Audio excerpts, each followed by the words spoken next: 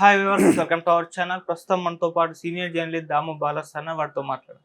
నమస్కారం సార్. నమస్తే. సార్, షర్మిల గారు జగన్ గారు ఒక ఇంటర్వ్యూలో తన గురించి ఈ విధంగా మాట్లాడారని చెప్పేసి ఆమె ప్రెస్ మీట్ పెట్టి మరీ ఏడ్చేసింది సార్.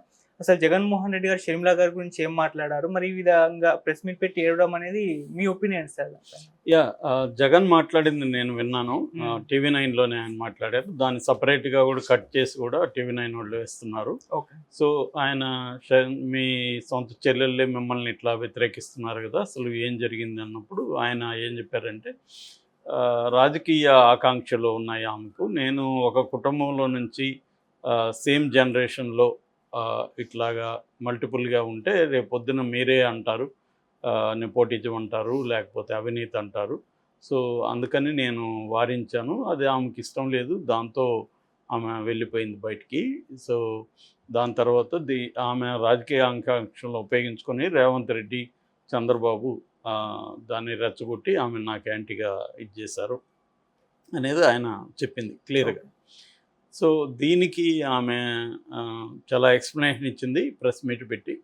ఆమె ఏం చెప్తుందంటే, అసలు నన్ను రాజకీయాల్లో దించిందే నువ్వు కదా, నువ్వు అరెస్ట్ అయినప్పుడు నన్ను పాదయాత్ర చేయమని, బై బై బాబు ఇది చేయమని చేసావు. నువ్వు అరెస్ట్ అవగానే 19 మంది ఎమ్మెల్యేలు రిజైన్ చేశారు. దాంతో ఉప ఎన్నికలు వచ్చాయి. ఉప ఎన్నికల్లో టైంలో నువ్వు జైల్లో ఉన్నావు కాబట్టి నన్ను రాజకీయాలకి రమ్మనింది నువ్వు. సో నేను అనుకోలేదు, నువ్వు పిలిస్తేనే వచ్చాను అనేది నెంబర్ 1. నెంబర్ 2, నాకు అంత రాజకీయ ఆకాంక్ష ఉంటే నువ్వు జైల్లో ఉన్నప్పుడు నేను పార్టీని నా చేతులకి తీసుకొని ఉండలేనా? సో ఎందుకంటే మొత్తం నా చుట్టూనే ఉన్నారు అందరూ. నేను అనుకుంటే అప్పుడు తీసుకోగలిగిన ఇది ఉంది.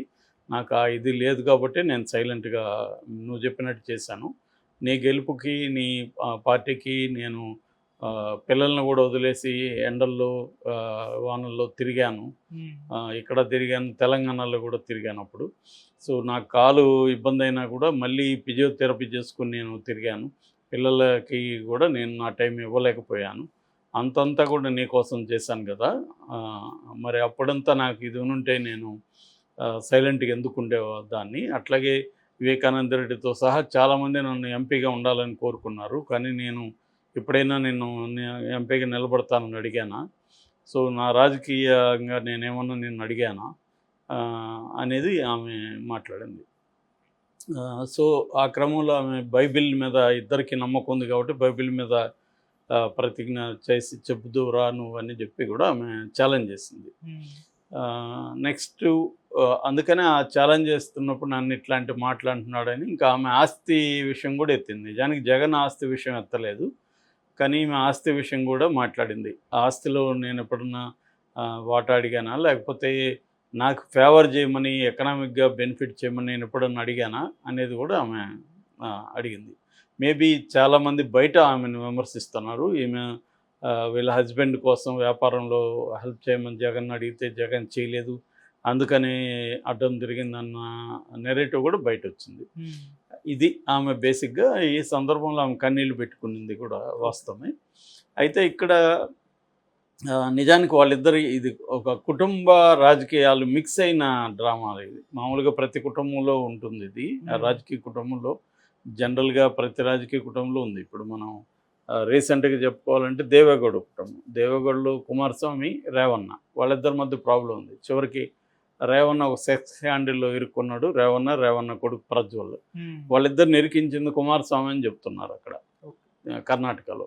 ఎందుకంటే వాళ్ళిద్దరిని ఈ స్కామ్లో ఇరికిచ్చేస్తే వాళ్ళ కెరీర్, పొలిటికల్ కెరీర్ పక్కకి వెళ్ళిపోతుంది, మనం రైజ్ అవ్వచ్చు అని కుమారస్వామి చేస్తున్నాడని. అన్ని చోట్ల ఉంది. మనకు తమిళనాడులో పక్క రాష్ట్రం, అక్కడ అలగిరి, స్టాలిన్, వాళ్ళిద్దరి మధ్య గొడవలు ఉన్నాయి. అంతెందుకు ఇక్కడ నందమూరి ఫ్యామిలీ ఒక్కొక్కరు ఒక్కొక్క పార్టీలో ఉన్నారు. సో కాబట్టి క్లియర్గా ప్రతి పొలిటికల్ ఫ్యామిలీలో ఈ గొడవలు అనేవి కామనే. సో ఈ గొడవల్లో ఎవరు జగన్ చెప్పే వెర్షన్ ఏంటంటే, ఒక ఫ్యామిలీలో 2-3 ఉంటే ఇబ్బంది అనేది. దానికి కొంతమంది ఏం అడుగుతున్నారంటే, వివేకానంద రెడ్డి లేడా మీ ఫ్యామిలీలో నుంచి, తర్వాత అవినాష్ లేడా, తర్వాత సుబ్బారెడ్డి లేడా, ఇవన్నీ అడుగుతున్నారు. అది కొంతవరకు వాస్తవమే. కాకపోతే అది ఎక్స్టెండెడ్ ఫ్యామిలీ. ఇప్పుడు అట్లా అనుకుంటే నందమూరి ఫ్యామిలీలో కూడా ఉన్నారుగా. పురంధేశ్వరి ఉంది, తర్వాత ఇంతకుముందు హరికృష్ణ ఉన్నాడు, ఎన్టీ రామారావు తర్వాత చంద్రబాబు అల్లుడు వచ్చాడు, ఇప్పుడు చంద్రబాబు కొడుకున్నాడు. సో ఇట్లాగా వాళ్ళ ఫ్యామిలీలో కూడా అందరూ రాజకీయాల్లోనే ఉన్నారు. కాబట్టి జగన్ అదే కారణం అనేది కూడా మనం నమ్మలేం. ఎందుకంటే షర్మిల వస్తే రాజకీయాల్లోకి బయట విమర్శలు వస్తాయనేది కారణం కాకపోవచ్చు జగన్ చెప్పిన దాంట్లో. ఇంకొక కారణం ఉండొచ్చు. అదేంటంటే 2 పవర్ సెంటర్లు ఏర్పడతాయి. ఈమె కూడా బయటకు వెళ్తే ఈమె పవర్ సెంటర్ ఏర్పడుతుంది. ఇది జగన్కి తలనొప్పి కావచ్చు. అందుకని తన కంట్రోల్లో ఉండే వాళ్ళు అయితే పర్లేదు, ఫ్యామిలీ అయినా కూడా జగన్కి. అంటే ఇప్పుడు ఫర్ ఎగ్జాంపుల్ బాలకృష్ణ నేను సీఎం అవుతానంటే చంద్రబాబు అవనిస్తాడా? అవనివ్వడు కదా. అందుకని చంద్రబాబు ప్లాన్ చేసి వాళ్ళ కూతుర్ని కొడుకు పెళ్లి చేసుకున్నాడు అన్న వాదన బలంగా ఉంది. అసలు చంద్రబాబు ఎన్టీఆర్ కూతురికి పెళ్లి చేసుకునే విధంగా ప్లాన్ చేశాడనేది కూడా చాలామంది చెప్తారు. అంటే సీఎం అవ్వాలంటే ఎన్టీఆర్ దగ్గరికి వెళ్ళాలంటే ఎన్టీఆర్ కూతుర్ని పెళ్లి చేయించుకోవాలి, దానికోసం ఈయన స్కెచ్ చేశాడు అనేది కూడా ఉంటుంది. పొలిటికల్గా ఇవన్నీ రాజుల కాలంలో కూడా యుద్ధాలు ఉన్నప్పుడు శత్రురాజు కూతుర్ని ఇతను లవ్ చేయడం, ఇవన్నీ ప్లాన్ చేసి ఆ రాజ్యాన్ని యుద్ధం చేయకుండానే వశపరుచుకోవడం లాంటివి గతంలో కూడా జరిగాయి. సో అలాగే ఇప్పుడు కూడా జరగచ్చు. అట్లా చంద్రబాబు అయినా జగన్ అయినా ఎవరైనా తన కంట్రోల్లో ఉంటేనే వాళ్ళని ఫ్యామిలీ మెంబర్స్ని తీసుకొస్తారు. తన కంట్రోల్లో లేని వాళ్ళని తీసుకురారు. ఇప్పుడు అదే దగ్గుపాటి వెంకటేశ్వరరావు తోడలుడు, అతన్ని ఎందుకు చంద్రబాబు బిగినింగ్లో తీసుకురాలేదు? ఎందుకంటే అతను ఇంకొక పవర్ సెంటర్ అవుతాడని భయం. సో అది అన్ని చోట్ల ఉంటుంది. జగన్కి కూడా అది ఉండడంలో ఆశ్చర్యమేం లేదు. ఇప్పుడు షర్మిలకు కూడా అన్నీ ఇస్తే షర్మిల ఒక పవర్ సెంటర్ అయిపోతుంది కదా, ఒక ఎక్స్ట్రా కాన్స్టిట్యూషనల్ పవర్ సెంటర్ అవుతుంది.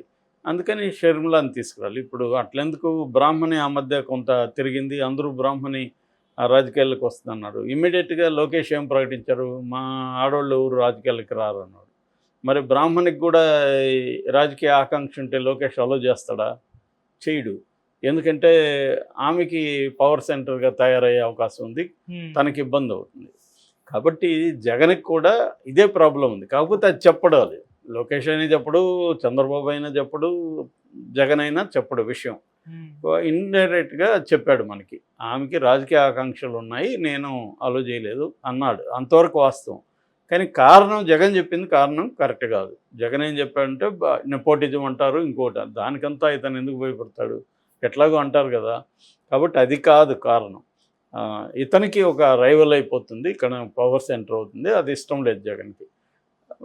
ఇది జగన్ వైపు నుంచి. ఇప్పుడు ఈమె చెప్పిన దాంట్లో ఎంతవరకు వాస్తవం ఉందని చెప్పినప్పుడు అసలు ఈ రాజకీయంగా గొడవలు ఉన్నాయి, డబ్బుల పరంగా వీళ్ళ మధ్య ఇబ్బంది ఉందనే వెర్షన్ ఈమె వల్లే బయటకు వచ్చింది నిజానికి. ఈమె ఇండైరెక్ట్గా సాక్షిలో కూడా నాకు వాటా ఉందనడం, మొన్న కూడా అప్పు జగన్ దగ్గర అప్పు 80 కోట్లు చూపిస్తే నాకు రావాల్సిన వాటాని అప్పుగా ఇచ్చాడు మా అన్న అని ఆమె చెప్పింది. అంటే క్లియర్గా ఆమె ఏం చెప్తుందంటే,